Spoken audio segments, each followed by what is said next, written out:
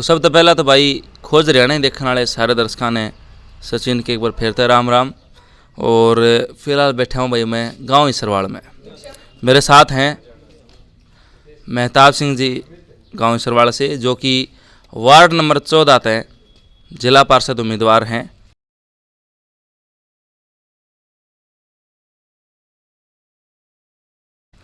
तो सबसे पहले तो मेहताब जी नमस्कार। नमस्कार जी, सबको मेरी नमस्कार। और सब सुनने वालों को, पूरे निवासियों को, देश प्रदेश गाँव वासियों को दीपावली की बहुत बहुत हार्दिक शुभकामनाएं देता हूँ। तो मेहताब जी ये बताओ, पहले स्टार्टिंग में आपके गांव तो एक दूसरा उम्मीदवार खड़ा था और उसके बाद BCA की वार्ड नंबर 14 में रिजर्व आ गई। जी, अब क्यों आया? आप पहले भी तो खड़े उसको थे, अब रिजर्व आने के BCA के रिजर्व आने के बाद ही आप इलेक्शन में देखो जी, मैं एक एक्स सर्विसमैन रहा हूँ, फौजी आदमी। मेरा इसमें पॉलिटिक्स में कभी ज़्यादा कोई इंटरेस्ट नहीं रहा। पहले मैं गांव का बहुत आभारी हूँ। उन्होंने एक बार मेरे को बैठा सरपंच बनाने के लिए 2 दिन मुझे दिए थे। फिर अब ये BC के आने के बाद में फिर गांव ने कहा कि भाई आप एक योग्य उम्मीदवार लगते हैं हमें, तो हमारी इच्छा है तो क्या आप एक बार इसमें उतरिए। तो गांव राम की पूरी सहमति से, और गांव राम होता आपको पता है जी, उन्होंने सहमति जताई।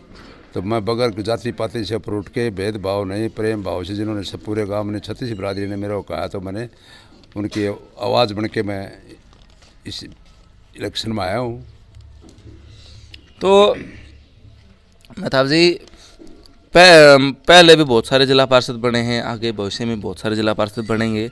आपके ऐसे 3 कार्य, ऐसे 3 मुद्दे जो लेकर आप इस चुनाव में वार्ड नंबर 14 के भावी उम्मीदवार उतरे हो मैदान में? सबसे पहला कार्य तो ये होगा जी, गांव में कनेक्टिविटी की बहुत कमी है। छोटी मोटी ढाणियों में रोडों की, रास्तों की है। मैं चाहूँगा कि जहाँ तक है ये आवाज़ मैं पहुँचाऊँ ऊपर, ये रास्ते ठीक बने, एक दूसरे से गांव जुड़े।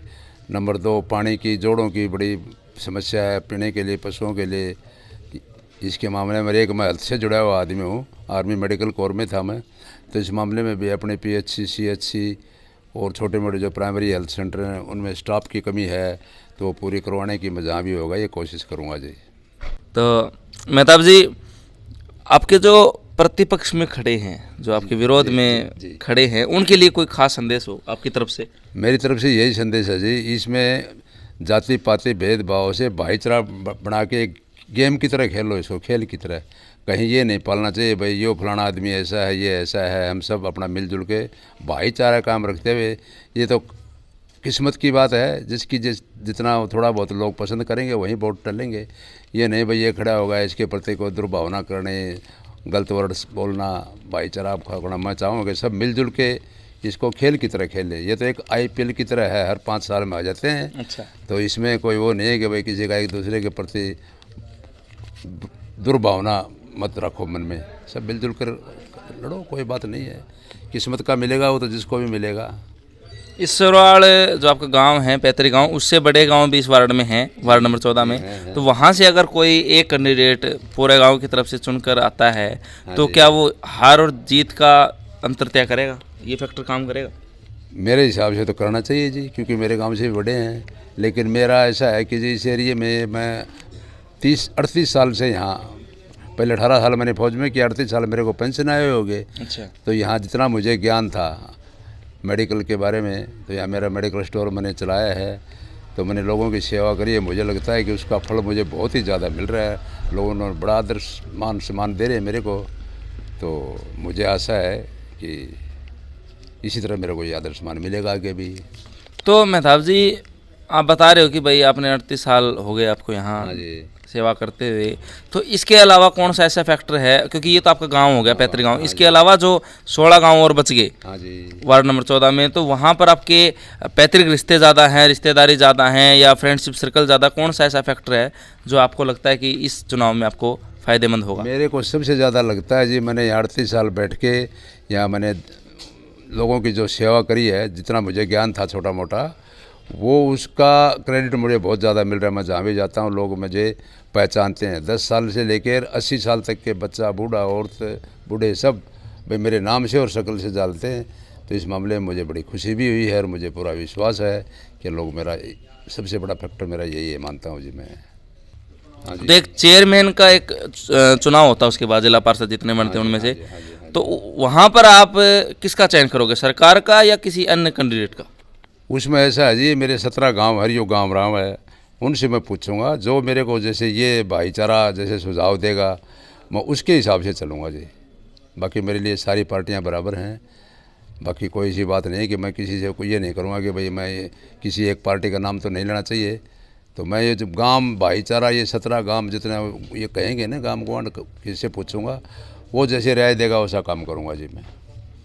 तो जिला पार्षद बनने के बाद आपका कहने का मतलब ये हो कि भाई अगर सरकार आपके वार्ड के खिलाफ कोई ऐसा फैसला लेती है तो आप पहले आप खड़े मिलोगे आपके वार्ड से? बिल्कुल जी, मैं पहले खड़ा मिलूँगा, सरकार से रिक्वेस्ट करूँगा जितनी थोड़ी बहुत हमारी ज़रूरतें हैं मगा जी हमारी हिसाब से, जो भी कल बजट भी आता है, इतना मुझे ज्ञान नहीं है पॉलिटिक्स का, लेकिन चेयरमैन बनता है उसके बाद जो बजट आएगा तो उसमें जो हमारा जो हिस्सा है 22 कैंडिडेट हैं तो 21-22वां हिस्सा हमें सारा मिला जाए, ताकि वो जो हिस्सा मैं ये मेरे गाँव जो 17 गाँव हैं उनके प्रति मैं कहीं भी मैं सदुपयोग कर सकूँ। आदमी हर एक उम्मीदवार ही चाहता मैं जीतूं। ज़िंदगी में ये भी है हमारा संघर्ष, काम करना है और जीत के लिए संघर्ष करते हैं हम। ये नहीं कि भाई हार के लिए तो कोई करेगा ही नहीं। ज़िंदगी में ये पता चल जाएगा तेरी हार है तो वहाँ आप आगे फिर काम कर ही नहीं सकता वो बंदा। चाहे कैसे पहलवान आता है अखाड़े में तो एक पहलवान ये नहीं उतरता कि भाई मैं हारूंगा, वो सोचेगा मैं जीतूँगा।